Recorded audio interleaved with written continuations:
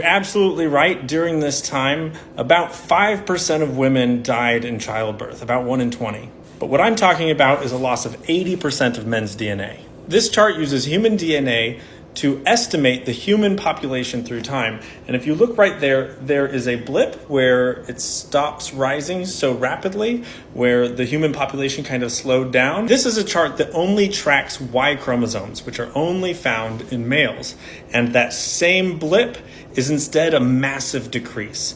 So at that time, from 8,000 BC to about 3,000 BC, we lost 80% of male DNA. In the first 2 millennia BCE, Mesopotamia is full of stories of war and genocide, but they're also filled with gods and magic, so they've largely been discounted, and they were passed down orally for about 1,000 years, so it's hard to trust them.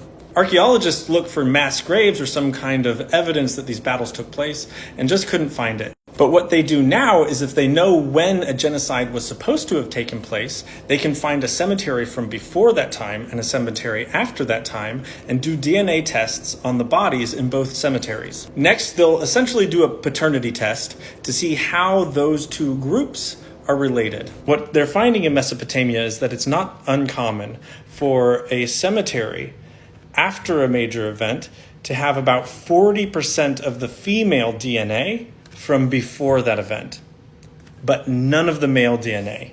Instead, all of the Y chromosomes will come from a neighboring tribe or nation. The most likely scenario is androcide, where one tribe kills every single male in another tribe and then takes the women as slaves for reproduction.